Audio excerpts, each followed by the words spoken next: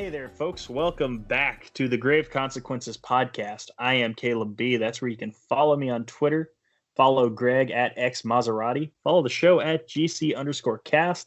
As always, follow Social Suplex at Social Suplex. Also, check out Eddie and Caleb's HeroCast. And it doesn't matter what we call this. That's a podcast I do on Anchor. Check out everything else on the Social Suplex lineup. We'll talk about that at the end of the show. Also, that being said, folks, this is season 1, episode 22 of not only Lucha Underground, but the Grave Consequences podcast as well.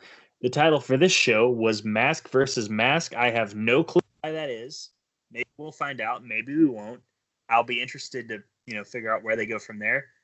Greg, for posterity, the date is January 12, 2021. This is our second recording of the new year. Yes. Yeah, it is. Awesome. And how are you doing tonight, sir? Well, I'm pretty exhausted. I'm actually pretty sure I might have COVID, to be honest with you. Oh, God. Go get tested, dude. I have to. I think it's mild, though. Like, I'm fine. Yeah. But I noticed it yesterday when I was trying to go to sleep. Like, I couldn't take big breaths. Oh, shit. Yeah, well, like, without coughing. But it could be just, like, a normal winter-type flu or something. That's the worst part. The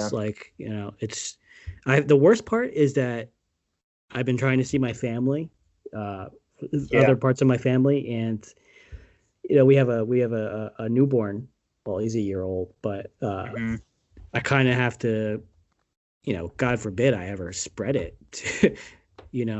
to a child like that. Yeah. So I gotta think about that. I gotta find time to go to the doctors.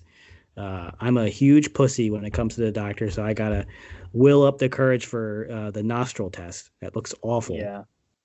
See, I'm more of a huge pussy when it comes to paying them.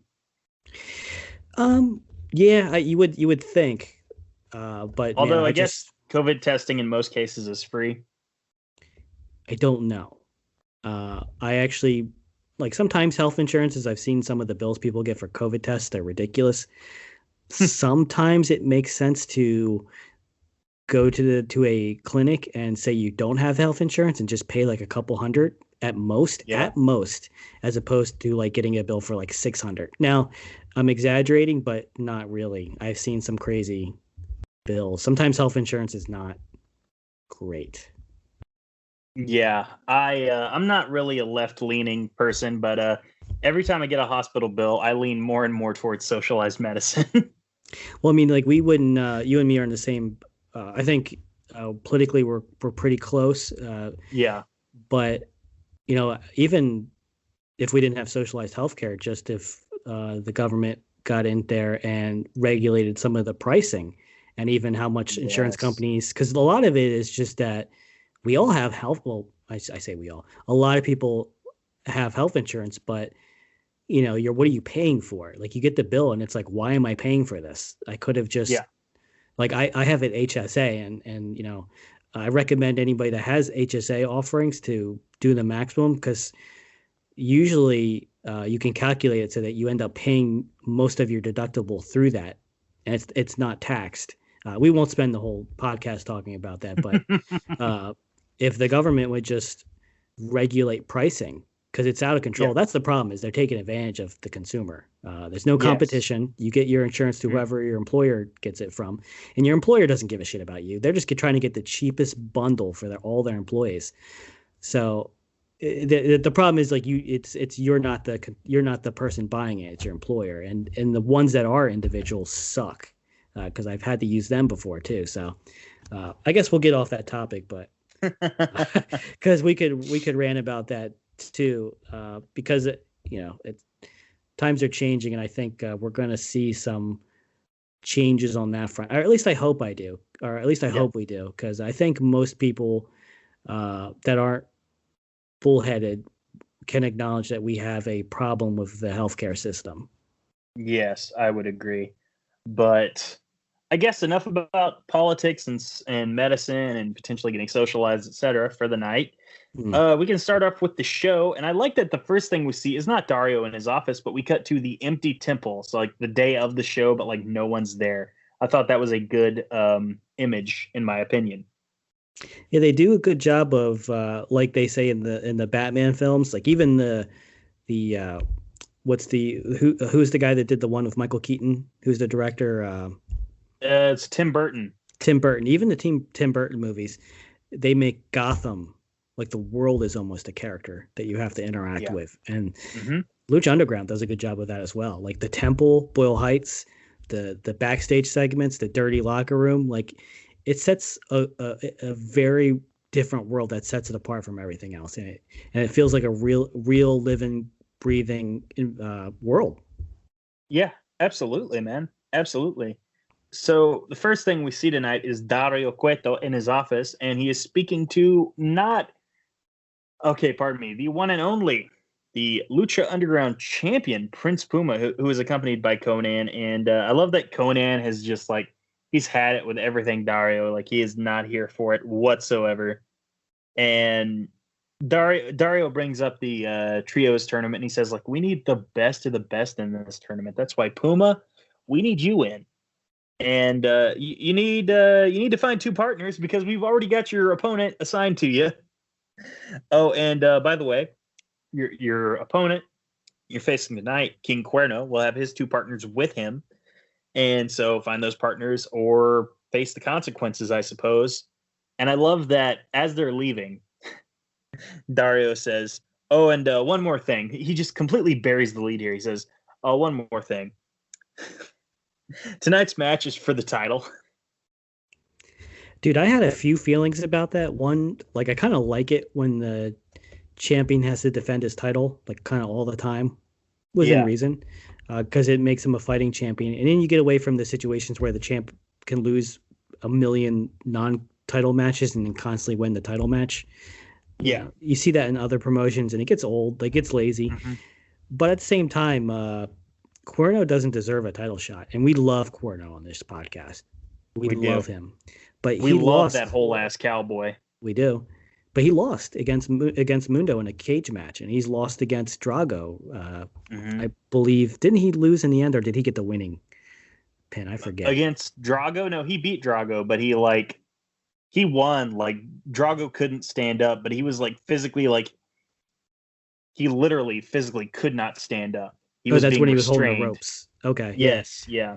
But I mean, he lost to Mundo, so and then he's getting a title shot. I mean, it's one of those things where Dario is clearly screwing him. Yes.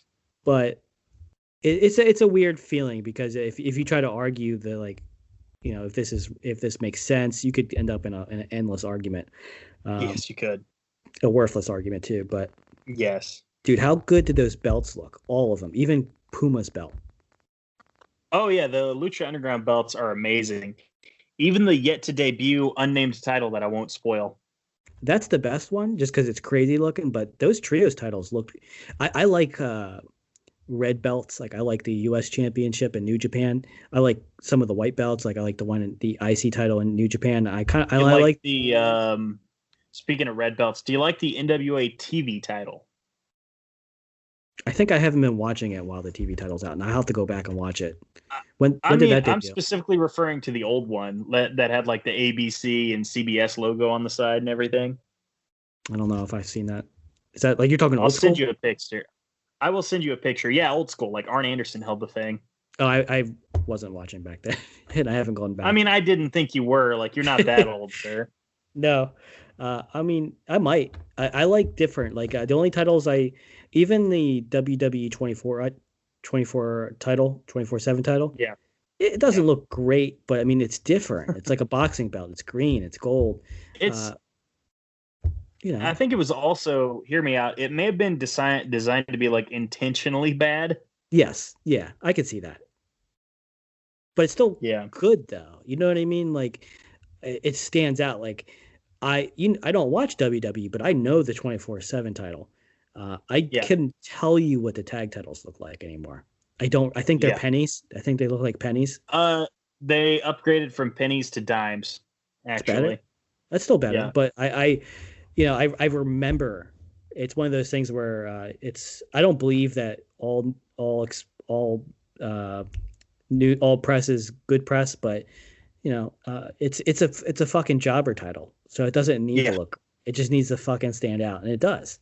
It reminds me of the Crash Holly belt. Remember when Crash Holly Yes. had the Well, that hardcore? was like they literally like the story of that was like they dug it out of the trash. It was an old WWF title they took out of the trash. I love that. That was Yeah. great. I mean, sometimes and even sometimes places struggle with this when they have a belt. They end up with too many belts. Like, oh, this one is this weight class. This one's that weight class. Sometimes, I mean, it's wrestling. Make it fun. Sometimes you need a belt like the hardcore title or the soon to be debuted title in Lucha Underground, which has an Hmm. incredible. Uh, it's used so well. I'll say that there's a Yes. tournament based around it. It serves a purpose. It's got a cool gimmick and aesthetic. I mean, I can't wait till that episode, to be frank. Well, I will wait. I don't know when to bring this part up, but Yeah. me and you know who wins this. Yes. The people that are being put in this tournament, I don't remember these killers being in this tournament. You don't? No. Like I remember who Because wins, and these are killers. Like, well, I yeah. guess we'll wait until we get there, but there's Yeah. two teams that are declared here that I'm like, wow, how the hell did they not win this? Either of them. Yeah. So it's going to be new to me. I don't remember this, so this is incredible. Yeah. Absolutely. I would agree. So at the start of the show, actually, Sergio Arua plays us back in, by the way. Great stuff as usual. And I love that Vampiro was pimping the red Lucha Underground shirt. I actually own that one. I want one. I never got one. I think you could probably still buy it online. I'll have to get it because I've been framing my wrestling t-shirts. Yes, yeah, I've seen that. You had a Hana Kimura and a was it a Kenny one? I have the old school Kenny Terminator one where he's holding the gun like the Terminator one with the Yeah. red eye. I got Hana Hmm. Kimura memoration, and I got the Rainmaker with Okada clotheslining the fuck out of the leader of Japan, Hiroshi Tanahashi. Yeah. So that's great, man. First match of the night. Trios tournament continued. We have got the team of the trio of Son of Havoc, Evilise, and Angelico. The first thing I noticed is that while Angelico got some love here and there, but like Son of Havoc and Evilise, they were like the whole entire arena was chanting for them. Like they are over. It's funny because they were, but Evilise throughout this match, she acts like a heel. She does too. She's full on Ruda throughout the whole thing. It's crazy, but they love her. They do. But I mean, this is the same arena that loves Pentagon Jr., and he's done nothing but break arms and try to kill people. That's true. That's a good point. But that being said, okay, I love that. Okay, the trio they are going against Drago, Aerostar, and Phoenix. Okay, so Phoenix can try to play peacemaker between the two. No John Cena. That being said, the first thing I wrote down and the first thought I had when I heard those names announced, because I forgot they were in the tournament. Me too. My first thought, Dario Cueto is a dick.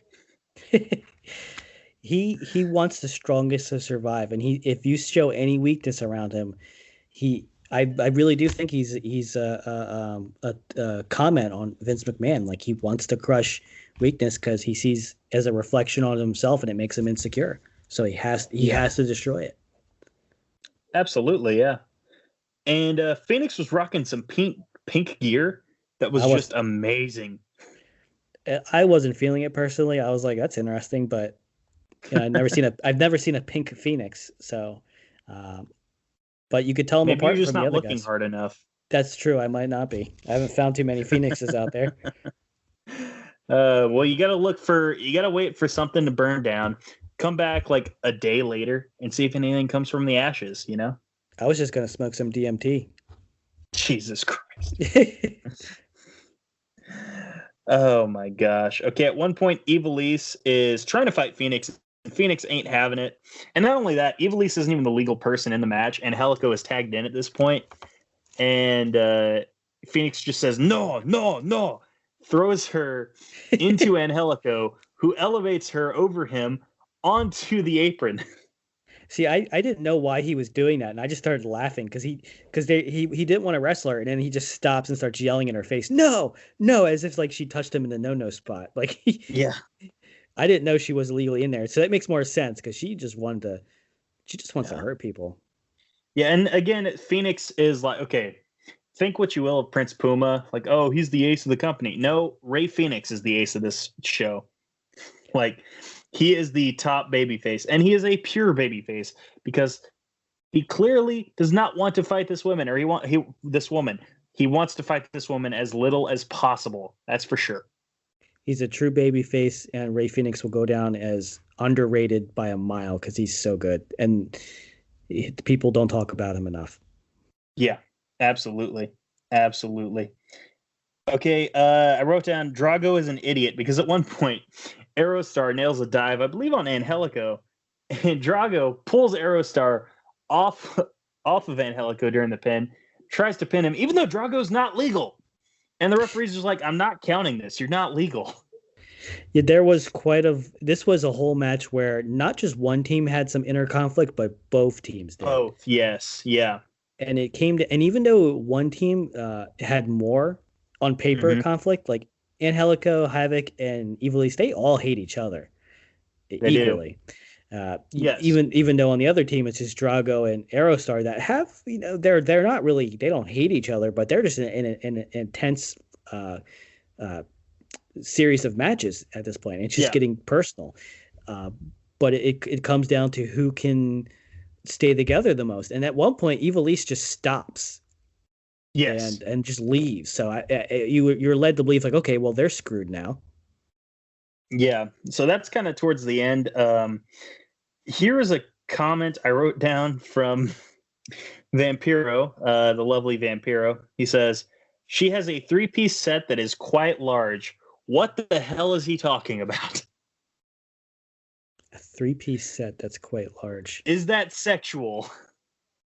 I can't take it any other way. I think he's saying that she has a penis and balls. Jesus Christ, dude. Also, by the way, Vampiro, factoid of the week. This is a new gimmick of mine. I'm going to tell you some factoids about Vampiro, maybe little known in some situations, but, you're going to hear about him. And, folks may not know this, but people thought in 1994 there was no World Series champion because of the lockout. Now, that's not true because Vampiro fielded a team of 8 low-card luchadors from Mexico, and they actually beat the Montreal Expos to win the World Series that fall. So there's your Vampiro factoid of the week. Did you know that, Greg? I know nothing about anything. Yeah, Vampiro won the World Series in 1994. So just write that down. Go edit the wiki for sure. Sounds like something he'd say. It's true, man. Did you catch the spot where Evilise kept trying to do a dive to the outside and everybody kept stopping her and doing their own dive? Yeah, everyone was cucking her dive from her. But then when she did her dive, it was like meh. Like she jumped from the turnbuckle and did a crossbody. It was an interesting segment, but it didn't have a great payoff because by the time she did it, it's like, oh, okay, cool. Yeah. Like I bet, like with this build-up, I better see a 9 rotation dive, and it wasn't even close.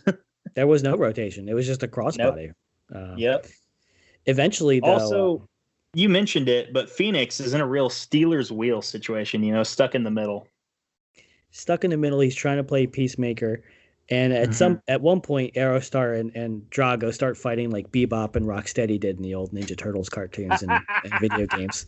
Like almost exact. That's the first thing that went through my head. Is like, you ever play Turtles in Time when Bebop is dressed like a pirate? They're both dressed as pirates and they're both hitting each other when you do enough damage to the one. That's what this came down to. That sounds awesome. Oh my god. But yeah, you mentioned it. Okay, at one point there was a spot where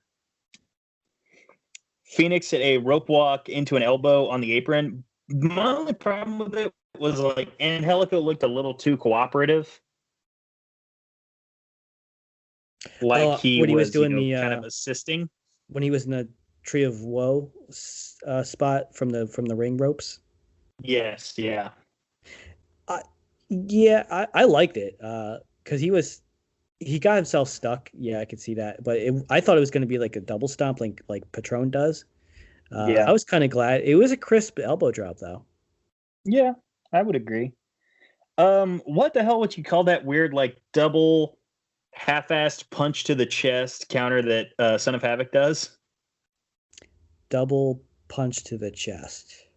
It's because he bounces off the ropes in reverse and throws his arms out lariat style. But again, it's kind of half-assed because it's very last minute. Oh, when he catches himself the rebound? Yes, yeah. God, what would you call that? I think it's just Rebound reverse lariat, maybe that would be the technical name. It's kind of technically almost a springboard. You could say that. I'm not sure if there's an official name, and I can't think of it. So what you're calling it is a rebound lariat. Yeah, rebound reverse lariat because again he is, not looking at his opponent as he's hitting them. I think that makes sense. I mean, I can't think of any because there's no term for the way he lands in the ropes because his neck goes under it. Yeah, and his shoulders and his arms catch him. So it's kind of dangerous, actually, if you think about it. Yeah, and we talked about how Cage was one of the dumbest wrestlers of all time a couple weeks ago, but Aerostar and Drago might have overtaken him because Ivelisse, Son of Havoc, goes for the tag to Ivelisse, and she leaves. She's gone. She goes up the stairs and everything. Those two have Son of Havoc by himself, essentially, because Angelico's out of the equation, thanks to Rey Fenix. And they still lose somehow. Dude, it was crazy. Me and you both knew that their team would win, but I was like, how? Because I didn't remember Ivelisse. This is a swerve done very well. Nowadays, if you think about it, because it's not just a dumb swerve. Like if you explain this match except for the finish to anyone else, they'd be like, "Oh, so Ivelisse cost them the match." Everyone would expect that to be the finish, but no. Havoc won, I think, with a 450. Was it a 450 or a shooting star? SSP. Who did he pin? Aerostar? I believe it. Drago. It was Drago. I was gonna say, son of a bitch. I didn't write it down. I think it was Drago. Like Drago got. That sounds right. Sir. Yeah, I think Drago took the W or took the L.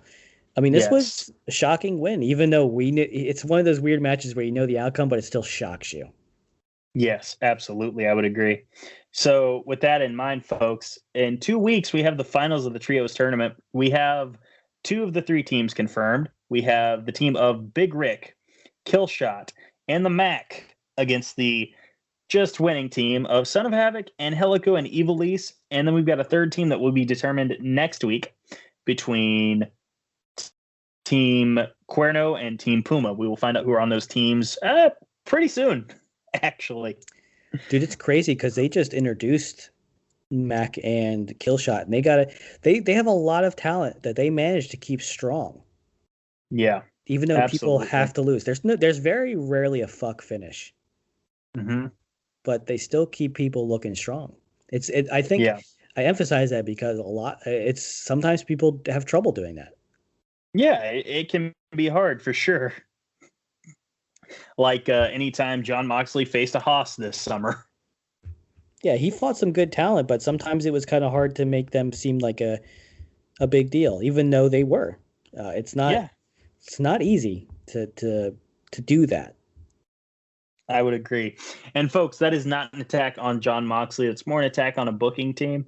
But enough AEW for this week. The very next thing we see, that dickhead Conan going to the locker room of Prince Puma, who is doing pull-ups, not wearing a shirt, and not talking, as always. All right, Vampiro. It's not, okay, like, I think, okay, like, we don't like Vampiro, but we obviously clearly, like, I can speak for me at least, I'm really starting to hate Conan. On the show, yeah. He's not like IRL. Like I don't know the guy. Oh, I mean, I like Conan because I like listening to Keeping It 100. I've been going down a rabbit hole of listening to them yell at disco. But yeah, his character, and I like, I say that because I don't hate him, but his character is very confusing. Like, I guess it is confusing, and maybe it is the intended heat they wanted. Yeah. It could be because there is a lot of pressure, I feel like, between Puma and him, and especially what happens in this segment. Yeah. So Conan comes in and says, "Oh, hey, by the way, I found a partner for you. It's Hernandez. Awesome." Mm-hmm. Yeah. And Conan says, "Hey, we just need you to find another partner." Mundo comes in. "Hey, he's already got one, pal." You dickhead. And Conan is just so pissed, man. And Mundo leaves, and Conan says, "Hey, like if that jabroni or whatever the hell he says, tries to turn on you, Hernandez will split his wig. And if Hernandez doesn't, I'll split his wig. So, Mundo, be careful. You might get your wig split." I just like that they did the handshake the way that Hercules Kevin Sorbo did on the old Hercules show, where they grab the entire hand and they flex to show their muscles. Amazing. The only thing that would have made this better is if they did like a Jenny McCarthy, where Johnny Mundo came in and immediately spit in Conan's face or threw a drink in his face, just outwardly disrespected him. I don't know if you've ever. Yes. I'm pulling out of like left field, but did you ever see the Jenny McCarthy show? I did not. There's a skit on there where the whole skit is that she always throws she has a glass of wine and she just always throws it in your face, and people just keep walking onto the scene, and that's the first thing that happens. It sounds stupid, but it kills me every time because these guys there's just tons of people with just wine in their eyes, and she can't even keep a straight face on this filmed skit. They couldn't. It's not live. They couldn't get a clip of her not corpsing. Yeah, you'll have to send me the link to that, brother. If I can even find it, I'm telling you, this is out of left field, but that's the only thing that would have made the segment better is if Johnny Mundo just completely disrespected Conan, spit in his face, threw a drink in his face, and said, "Yeah, dickhead, I'm his partner. Fuck you." Yeah, yeah. Oh my god. Oh, by the way, up next, Sexy Star versus Superfly. I have no clue what. Are they just going to do a singles match? Is there going to be any sort of stipulation whatsoever? Probably not. Yeah, that's fair. Oh, shit. No, Hefe came out and told us, "Hey, it's mask versus mask." And Hefe says he wants no mercy. I wrote down John Kreese style. By the way, if you haven't already, watch Cobra Kai. Watch all 3 seasons. Hey, should we rename this episode to Dario Cueto as a dick? Yes, absolutely we should. Because that's like the whole... I just realized that's the running theme of this show. That's the running theme of the series, dude. But it's like really apparent here. Like the first match, the first promo, or the first vignette, this, like he's, I think that should be the title. But yeah, episode 22, Dario Cueto is a dick. Basically. And even the commentary team is putting over how much of a dick Dario Cueto is. He's like, "Hey, Matt Stryker's like, it's really unusual for a promoter to book a surprise mask versus mask match." I think they're playing into the fact that Dario is Spanish too, because they're saying it's a lot of heritage with the Mexican lucha libre, and I think they're trying to point out that he's disrespecting tradition even more. Yeah, because he's Spanish and fuck Mexico because he's Spanish. Basically, yeah, I think that's what they're trying to do here, and it's working on the crowd. Yeah, absolutely, man. Like Dario, he's so Jesus Christ. He's the best GM character since McMahon in the Attitude Era. We've discussed that before, but he is such a dick. I can't think of a better one. If I could only think of examples where people have failed. Yeah. I mean, Mike Adamle was... I'm kidding. Dario, by the way, had a great quote before the match, before he said ring the bell. He said, "If you don't want to lose your mask, I suggest you forget you were ever friends." I mean, it's kind of good advice if you don't want to lose your mask, because they actually do a very good job on commentary and in the psychology of the match, showing you how important this mask is. Absolutely. They start chain wrestling, and it's a good It's a good change from the previous match that was a lot of high flying. And in my opinion, the previous match was a lot of, for the most part, not so choreographed flippy stuff. Like it was just high spot flippy stuff, which is better to me where it's not just, it didn't look too much like everyone was helping each other. It was just people jumping into each other the whole time, which is fine for me. That's great.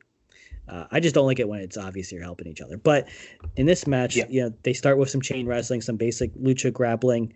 And as it goes on, Superfly gets more and more desperate. And he starts doing... that mafia kick. Insane. Mafia kick. I loved it. Yeah. I think he even referenced Masahiro Chono at one point. Yeah. That Stryker did. I mean, he didn't do anything wrong. I think we agree upon that. Superfly didn't do anything wrong here. Yeah. No, I would agree. But like eventually Sexy Star, like she gets serious and she like mounts him and starts throwing girl punches. And not to sound like a chauvinist, but those were girl punches she was throwing. The mounted punches? Yeah. She does it. She does a good job of getting emotion in her strikes. Like it's not always crisp and perfect, but you know that she's pissed or she's like just giving it her all. Like it's all, rage. It was a good match. I mean, as the match goes on, they start booing Superfly because he starts doing more heel type moves. But they were ready. They were ready to boo Superfly the second he hit that mafia kick, which was the first sign of aggression he had the entire time. They immediately started booing him. I think it's one of those examples where the heel is justified. That makes the heel even better. Yeah. And he wasn't wrong for doing it. It's just he was doing it on a woman in the match. And that made it easier for them to boo him. Yeah, absolutely. And Vampiro, and in context, this is in relation to Sexy Star and Superfly just going really far to try and win the match. And Vampiro says, it's like, if you go that far to beat me, I'm going to hurt you. And then Vampiro, a sentence later, says, that's kind of like my marriage. Holy shit, Vampiro might beat his wife. Or she might beat him. Possibly, yeah. I don't think he's with his wife anymore. That's fair. That's fair. Also, that was a joke. Okay, so don't send this to Ian Hodgkinson and get me sued. Okay? Oh man.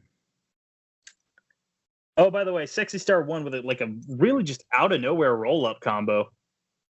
Yeah, she did a Magistral Cradle, I believe. She basically stole the pin. It made sense. They basically had a match to tell the story. A match wasn't the focus. Like they did a few things to get her some baby face love. Yep. Yeah. And they did stuff to give it. And the interesting thing I felt is that as soon as the match was over, she won. He was no longer a heel anymore because he lost. He even did honorable things like letting her take off the mask as tradition. So he actually showed a lot of honor there. And I'll let you walk us through what happened next. Okay, so like you had said, he shows on, and Sexy Star, she's hurting. Like she's friends with Superfly. That's pretty clear, at least in the kayfabe. And she's hurting that she has to take his mask off. So she takes his mask off. Not at the most willing of states, but whatever. And immediately pulls him in for a hug. Sexy Star decides she's going to yield the ring to him because he just lost his mask. So he may never be back for all we know, because that changes things. And as Sexy's leaving, Pentagon Jr. shows up. He knocks Sexy off the apron, picks up Superfly, hits a package pile driver, and then snaps the arm to the love of the temple. Yeah, the only problem I had with this is that you could see Sexy just watching it happen. Yeah, that was bad. I wrote down, I was like, okay, John Cena, like, what's going on here? Yeah, exactly. And what's worse is after Pentagon breaks the arm and starts to leave, but he's still on the apron, Sexy Star comes in to, hover over Superfly's body. And she says, I'm going to get you. It's like, you're feet away from him. Yeah, she could have stopped it.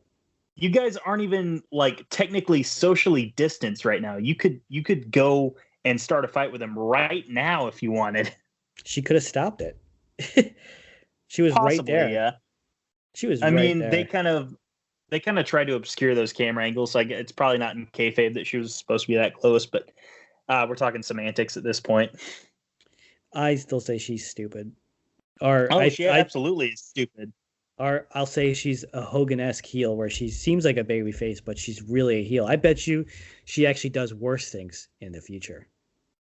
I don't know, man. She seems pretty honorable. I can't think of anything unscrupulous she would do, man. We'll have to see what happens. We will. Did you see Pentagon gave her the suck it? I didn't see that. That's great though. She was as he got out of the ropes and she was like yelling at him, he just gave her a suck it. That's amazing. I'm so glad he did.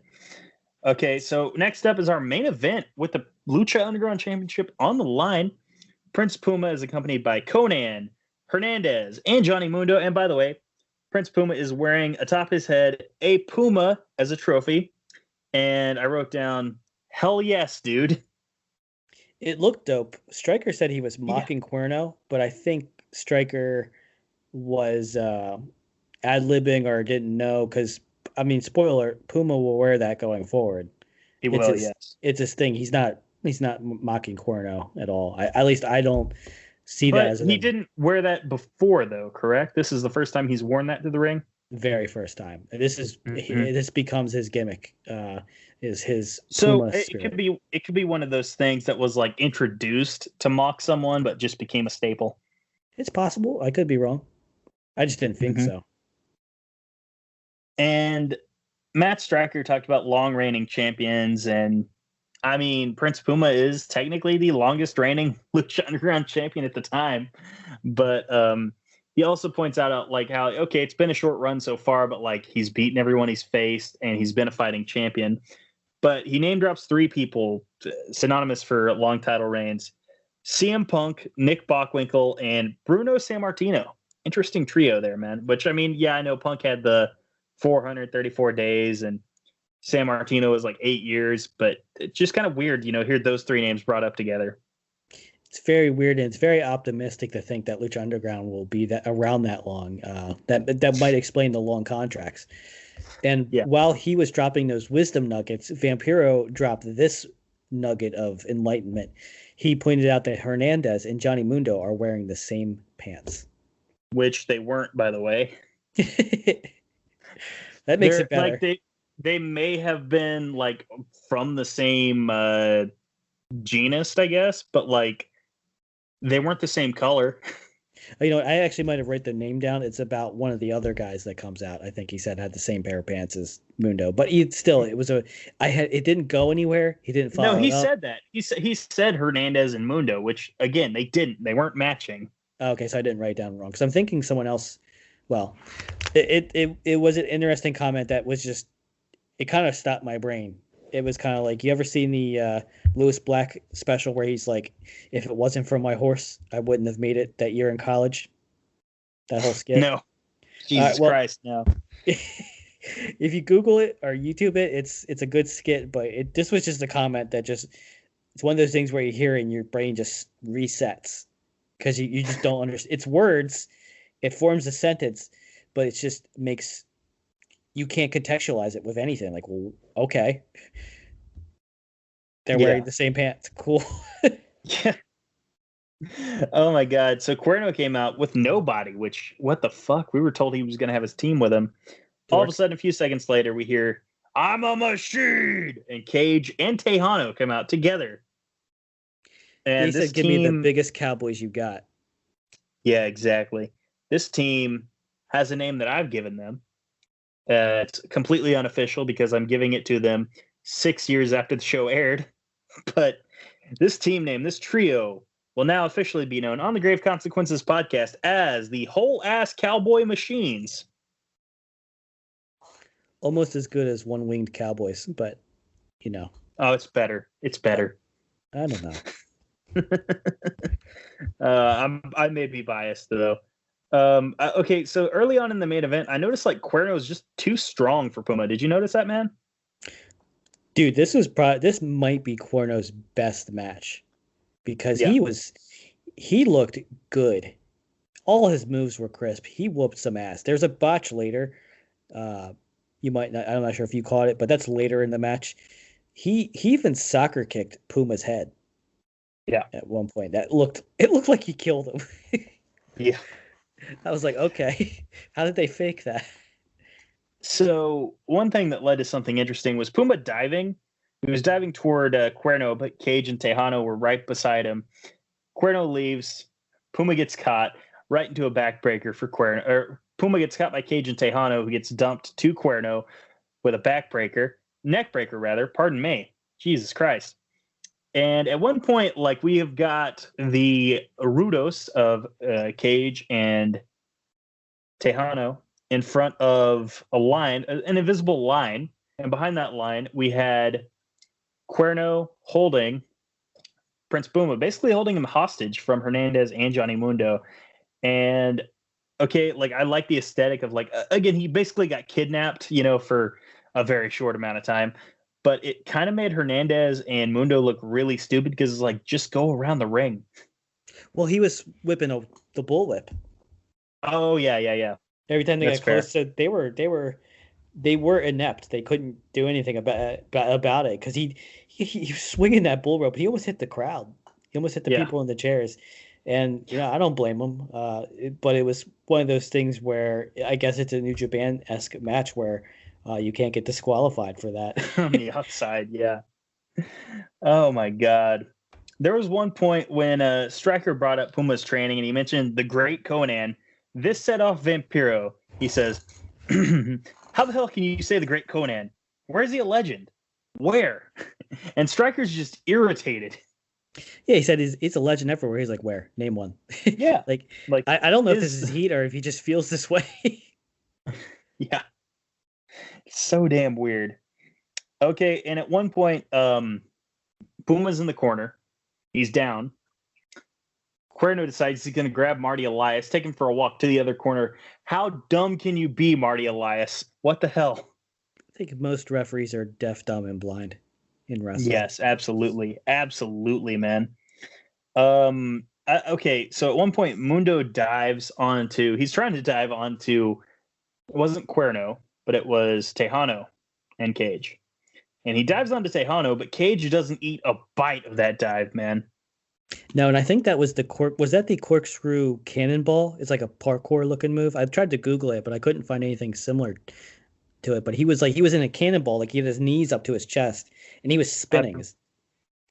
I believe you were right, yes. But that seems as though it was intentional, or at least maybe they ad-libbed after the mess up, because immediately we get a face-off between Cage and Hernandez, which Vampiro compares to Godzilla and Mothra. I really like that.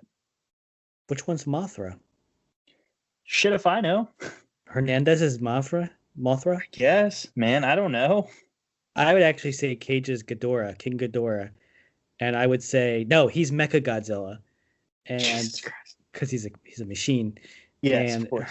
Hernandez would probably be the one monster, the kaiju with the drill arms. Because he sucks. I love it. Yes, no, I hear you. I agree, sir. Don't besmirch Mothra.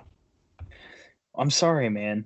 Okay, at one point, Matt Striker points out how, and it's a good thing to point out because this match was a fight, but he points out how, most of Puma's matches, they're clean, they're pretty, for lack of a better term, but this is an ugly fight, and that's the best way to describe this match, man. Did he not see the cage matches? Yeah, that's kind of weird now that you mention it. Puma, by the way, missed a springboard shooting star press, and Cuerno then landed multiple Germans and a vertical suplex for 2. Cuerno looked great. At one point, yeah, he did. He eats a roundhouse in the corner. Puma nails the 630. It's worth pointing out Hernandez got involved.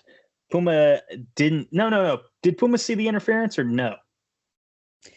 I don't think he saw the interference, but he was arguing with Hernandez, kind of like Havoc and Evilise would argue. Yeah, which made me think like, oh, I don't remember him losing this match, but yeah, it was a weird spot. It was very weird. But yeah, absolutely. I don't know if he saw the interference. I don't know. Yeah.